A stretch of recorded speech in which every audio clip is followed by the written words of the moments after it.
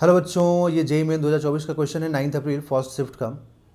A sphere of relative density sigma and diameter D has concentric diameter has concentric cavity of diameter small d.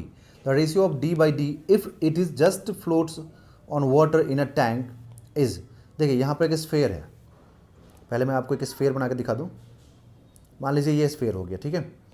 तो बोला गया क्या कि इस sphere के अंदर एक कैविटी भी है। मान लीजिए कैविटी है यहाँ पर।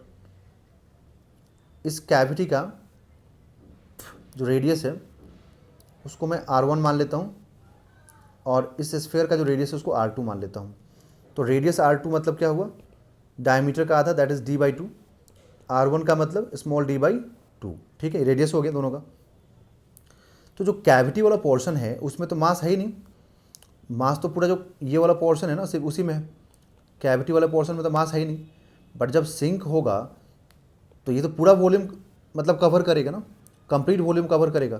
तो जब ये वाटर में फ्लोट करेगा इसका मतलब क्या हुआ कि buoyancy force is equal to weight के बराबर हो जाएगा, ठीक है। एंड वेट का मतलब हो गया मतलब मास को हम लोग क्या लिखेंगे तो डेंसिटी इंटू वॉल्यूम, ठीक है। डेंसिटी इंटू वॉल्यूम, किसका डेंसिटी, बॉडी का डेंसिटी इंटू बॉडी का वॉल्यूम, ठीक है।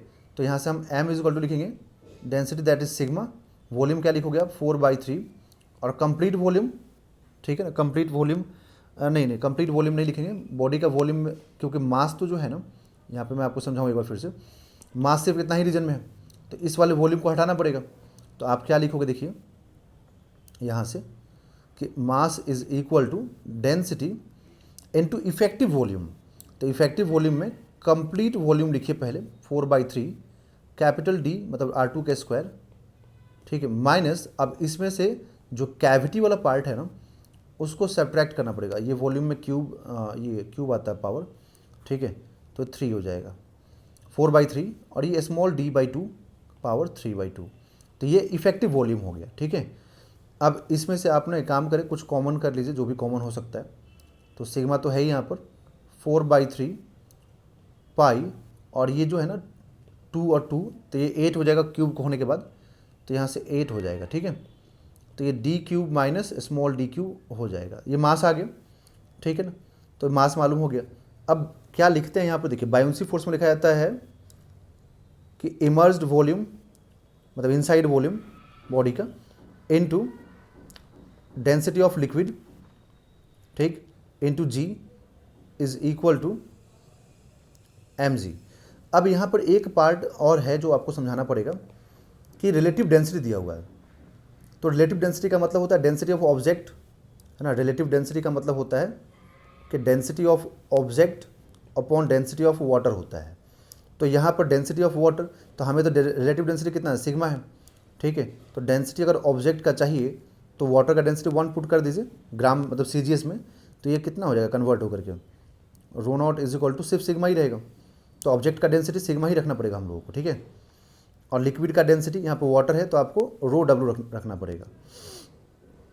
और ये कंप्लीट वॉल्यूम इमर्ज हुआ है ना, कंप्लीट वॉल्यूम इमर्ज हुआ है तो बॉडी तो कंप्लीट वॉल्यूम लेगा। अंदर में कैविटी है क्या है उससे क्या मतलब है, कोई मतलब ही नहीं है ना। वो तो कंप्लीट वॉल्यूम यहाँ पूरा रिजर्व कर लेगा अपने लिए। तो इमर्ज्ड वॉल्यूम में लिखेंगे आप 4/3, ठीक है, 4/3 पाई इंटू d/2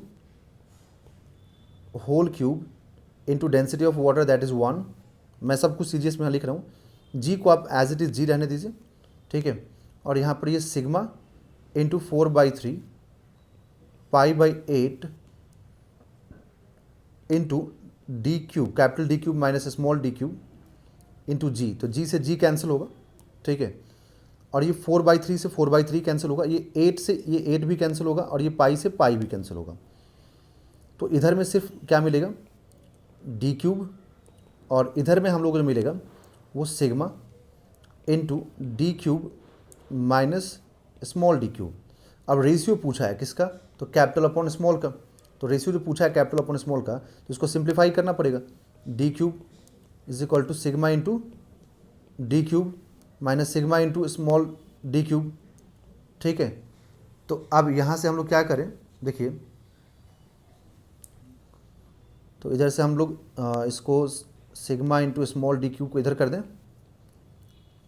और ये कैपिटल डी क्यूब को इधर राइट हैंड साइड में कर दें, ठीक ना।